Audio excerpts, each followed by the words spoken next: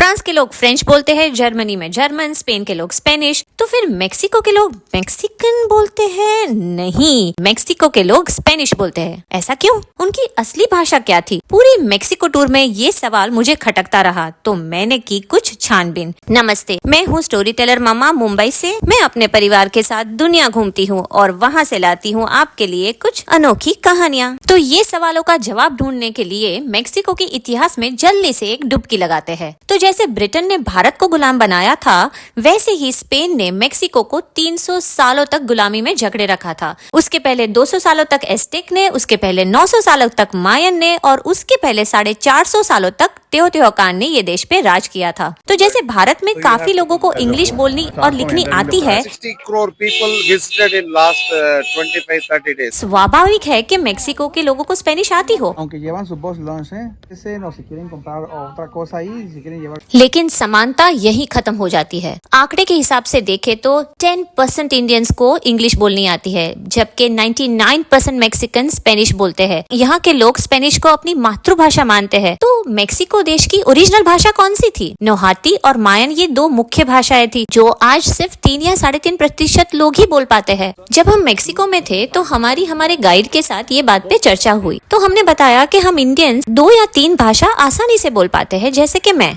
गुजराती, हिंदी और इंग्लिश अच्छे से लिख बोल पाती हूँ। तो मैक्सिकन लोग सिर्फ स्पेनिश ही क्यों बोल पाते हैं? सोचने की बात है कि ऐसा क्या हुआ कि 150 सालों की गुलामी में हमने हमारी भाषाएं नहीं छोड़ी, पर 300 सालों की गुलामी में मेक्सिको में से अपनी भाषाएं लुप्त हो गई। क्या फर्क सिर्फ 150 या 300 सालों का है? फर्क सालों का नहीं था, फर्क लोगों के साथ का था। ऐसा था, एस्टेक और मायन सिविलाइजेशन में मानव आहुतियां यानी कि ह्यूमन सेक्रीफाइस खूब होता था। लोग परेशान थे अपने राजाओं से। तो जब स्पेनियर्स यहाँ आए, सिर्फ 500 स्पेनियर्स यहाँ आए, तो लोगों ने उनका साथ दिया, अपने राजा के विरुद्ध बगावत की। स्पेन के पास बंदूक थी, लोगों का साथ था। एस्टेक की गद्दी पलटी होने में ज्यादा समय नहीं लगा। और दूसरा फर्क ये था कि जब स्पेनियर्स यहाँ आए तो अपने साथ बीमारियां लेके आए। जो मेसो अमेरिकन प्रजा, यहाँ की मायन और एस्टेक प्रजा थी, वो एक्सपोज नहीं थी। Small pox, chicken pox, malaria, influenza, ये सब बीमारी से यहाँ के 90% लोग खत्म हो गए। और जो बचे थे वो तो स्पेनियर्स का साथ देने लगे थे, क्योंकि वो परेशान थे अपने रूलर से। स्पेन ने सबसे पहले उनके ग्रंथ जला दिए, क्रिश्चियनिटी का प्रचार किया, एजुकेशन सिस्टम बदल दी। 300 सालों में लोग अपनी भाषा और अपना धर्म भूल चुके थे और स्पेनिश को ही अपनी मातृभाषा मानने लगे थे। हैरानी की बात है ना, कि सिर्फ 500 विदेशियों ने एक समय का सबसे एडवांस्ड सिविलाइजेशन को नेस्तो नाबूद कर दिया।